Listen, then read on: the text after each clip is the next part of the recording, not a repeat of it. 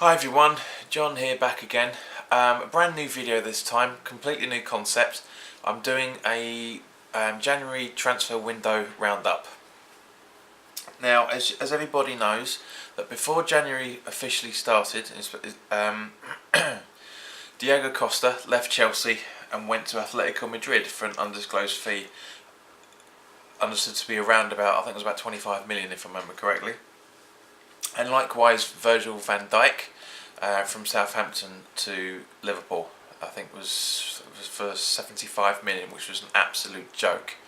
It was not worth that in any shape or form. The only reason why it was that value was because at the end of the day, Liverpool were pissing about trying to glean him in the summer, and then went back for him to get when the summer shut to get him in January, so they whacked the price up. Now, as you can pretty much imagine, sorry for my stutter there. At the start of the January transfer window, it was mostly lower league signings, so it wasn't really that much, and also the Scottish Premiership as well. Also, it wasn't that much really to talk about. There was a few signings. But as I say, nothing really interesting pre-window. Once the window opened, as I say, very lower league teams getting their work done very early, with the exception of Huddersfield bringing in Terence Congolo on loan from Monaco. So just going through, there was QPR got rid of a couple of people. Nothing really interesting there. So yeah, just again lower league sides. Nothing really interesting. Blah blah blah blah blah blah blah blah blah blah blah blah blah blah. So just looking through again. The first week of January was the Ross Barkley transfer from Everton to Chelsea for 15 million. Now, as you'll know from my video I did around about the same sort of time when it was happening, that there was decisions of one of the policemen up there thought it was a fraudulent transaction. No idea how he came to that conclusion. Morales going out to Olympiacos on loan from Everton. Nothing really interesting there. Coutinho going to Barcelona for 142 million from Liverpool. Liverpool didn't really do anything since, which is a bit strange, to be honest with you. Saying it purely as a neutral, I thought like all the Liverpool supporters that there would be more, there'd be some decent signings coming in, but wasn't to be. Will that come back to bite Jurgen Klopp in the arse afterwards? Well, we'll find out.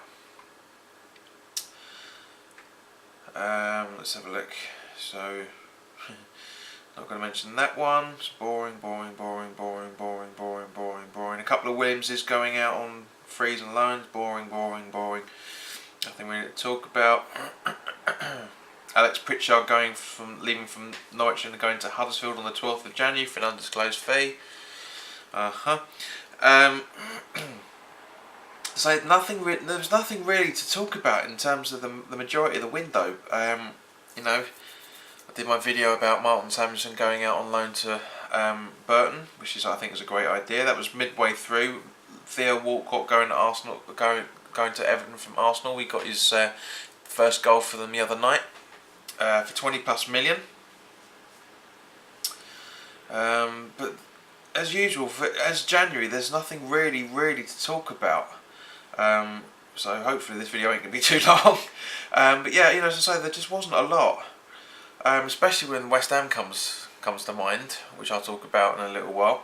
But yeah, I mean, obviously, the big deal was the swap deal ready for Mkhitaryan for Sanchez, going either way. It's just boring. It was boring. But that went on for a long time, as they always do. These transfers do. They drag on and on and on. Mostly behind the scenes. Once some little media nerd gets hold of it, then it drags on and on in the media as well. So yeah. So where are we? So keep going. Yeah, 25th of January we bought in Joe Mario from Inter Milan. Now, as I did in my video, I was going to give the guy the benefit of the doubt. Never seen him before. The only time I'd ever seen him was on Pro Evo.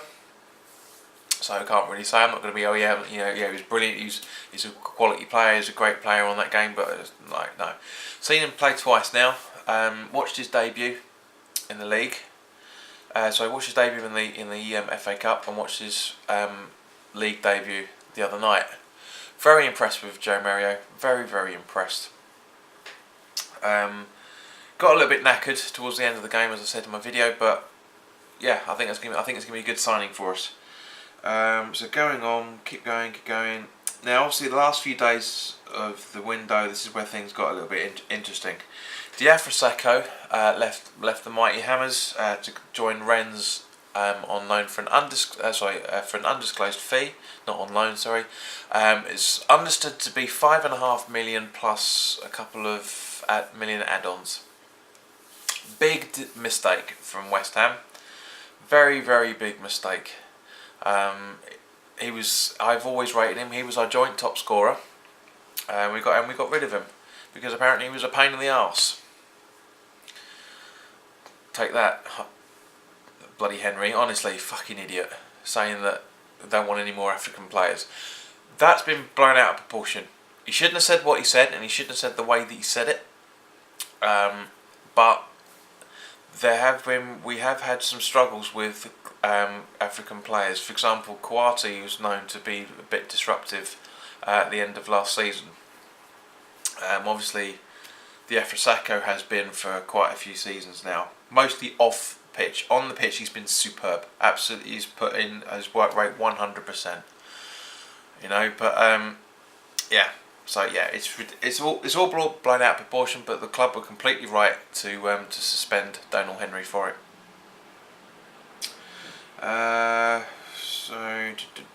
Nothing. Tim Cahill going to Millwall on a free. That was just so funny. Aloha going to Brighton on loan from Leicester. Daniel Sturridge going to West Brom on loan from Liverpool. I can't see what benefit he's going to do for West Brom, to be honest with you. Sturridge is a good player, don't get me wrong. I don't think he's going to be enough to keep him up, but we'll see. Deulofeu went to Watford on loan from Barcelona. This is a player we were apparently linked with. I'll say apparent because I don't believe it.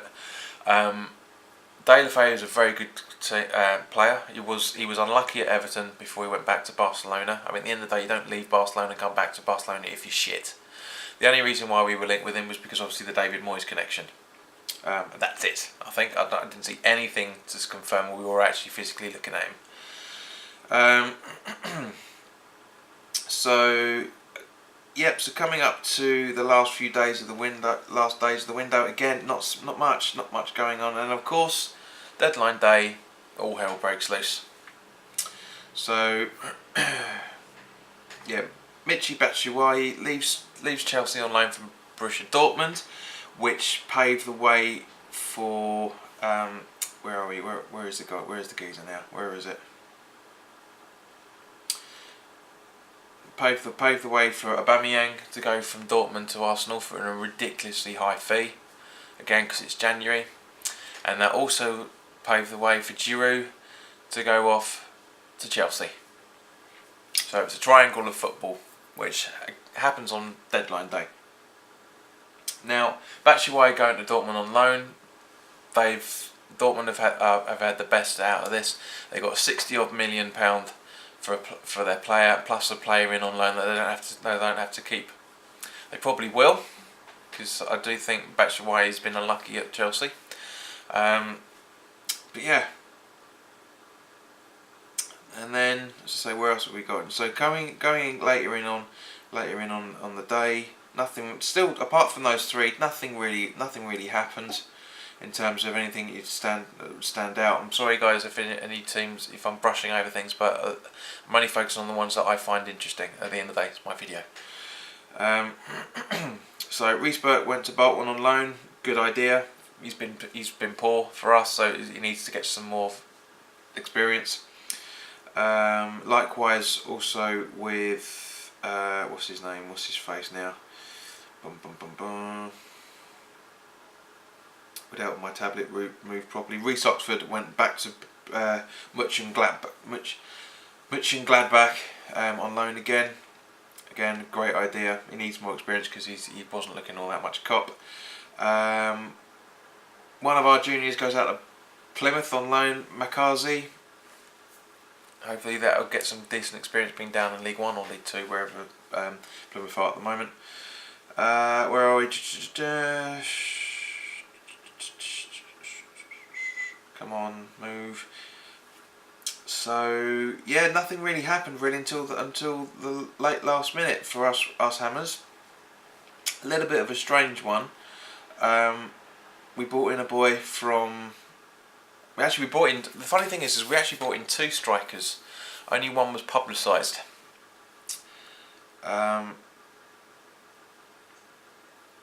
You know, we brought in. Where is he? Where's the kid now? Because obviously Andre Ayew left to go to Swansea for 18 million. And we brought in a guy called Jordan Hugill from Preston, which officially is an undisclosed figure. We believe to be in the region of £7 to £9 million. There was also a Folian we bought in from Solihull, which turns out to be one of my workmates. His mates used to play with him when he was in the juniors. So this striker will go in. I'm guessing will go into the development squad. So yeah, and then we had Mangala leaving City to go to Everton on loan. Not really sure why that happened. It's Slimani leaving Leicester to go to Newcastle on loan, and that's about it really in terms of the ones that I want to talk about. Now, to wrap this up, my thoughts of West Ham's transfer window in January. The 2 Davids will spin this to say that they got rid of 2 strikers, they brought in 2 strikers, and a midfielder, which is correct. That's exactly what happened. Was it the transfer window we wanted? No. Was it the transfer window we expected? Yes. And no. We all expected nothing to happen for the majority of the month because nothing was looking. You know, we had a apparent bid for Dendorka accepted on deadline last minute on deadline day, but the deal didn't go through because there wasn't enough time for the medical, which I think is absolute bollocks. I'm hoping that in the next 4 months, Dendonka comes in during the just before the summer, as the summer window opens. I'm hoping that transfer was agreed that will happen then. The Russian striker that we were linked with, I can't remember his name now, but he said he wasn't going anywhere because he didn't want to go, even though the reports are out through the month that said he did want to go and that he wanted to play for a team like West Ham. So this is why I always say to people, do not believe everything that you read and see and hear, because it's not always true. It's not always true. Surprised to see Andre Ayew go. He was a fringe player, unfortunately. As I said, I was surprised to see him go so late as well. Very surprised to see that Diafra went. As I say, that got rid of 2 of our best scoring players, especially so far this season. Bringing in a 25-year-old kid. Now, I'm not going to judge him. I always give everybody clean slate. His stats aren't brilliant. This Joe Gill, or however you pronounce it. You know, he scored, 18 goals in 3 seasons. You know, not a prolific striker, but they obviously see something in him. Give him a chance. Give him a chance, guys. Just give him a chance. See how he gets on over the next few months. You know, he could make the Brighton squad. You know, he could be an introduced substitute. We just don't know. As I say, I'm personally, I'm more than willing to give him the benefit of the doubt. Let's see how he gets on. So there's my transfer window roundup, guys. Thank you very much for watching. As I just said, Brighton's at the weekend on Saturday at 3 o'clock, so I will be doing my post-match reaction to that. But yeah, in the meantime, guys, thanks for watching. If you like the video, please click the subscribe button and the like button. It'd be nice to get up to 25 subscribers. I'm only 2 away from that. So thanks, guys, and I will see you very, very soon. Have a good one. Take care.